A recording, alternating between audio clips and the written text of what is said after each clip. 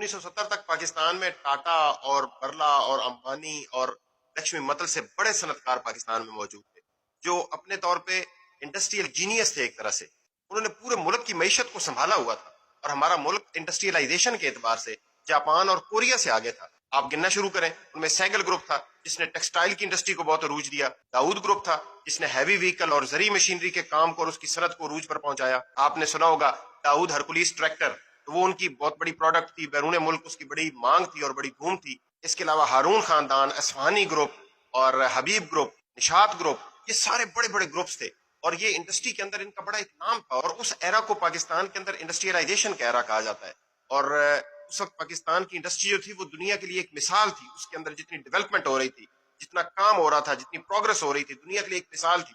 اور پھر یہاں پہ کردار آتا ہے جناب سیاستدانوں کا، اور سیاستدانوں میں بھی اس کا جو آج تک زندہ ہے اور دنیا سے گیا نہیں ہے، یعنی بھٹو صاحب. اللہ تعالیٰ جنت نصیب کرے، ہم تو ان کے لیے دعائی کریں گے.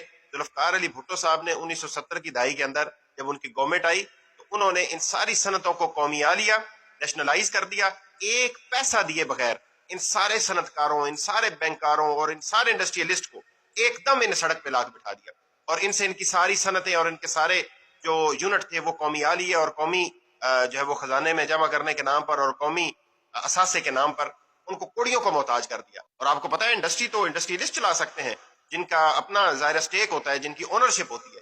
جب وہ حکومتی عملداری کے اندر آئے تو ان کو چلانے والا کوئی نہیں تھا، اور وہی صنعتیں جو ایک وقت میں بام عروج پر تھیں اور دنیا کے لیے مثال تھیں، وہ کم ہوتی ہوتی ہوتی ہوتی بالآخر ختم ہو گئیں. آج ان کا نام و نشان تک نہیں ملتا، اور نئی نسل کو یہ معلوم ہی نہیں ہے کہ ہمارے ہاں بھی ہمارے امبانی تھے، ہمارے ٹاٹا تھے، ہمارے لکشمی متل تھے، ہمارے برلا گروپ اور اتنے بڑے بڑے لوگ جنہوں نے ملک کی معیشت کو سنبھالا ہوا تھا اور دنیا کے لیے وہ مثال تھے.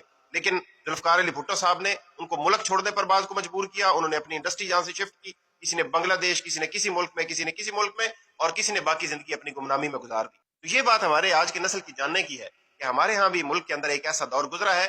بس یہ ہے کہ ان فیوڈل لارڈز نے انڈسٹری کو پھیلنے نہیں دیا اور اپنے مفادات کے لیے ملک کا نقصان کیا.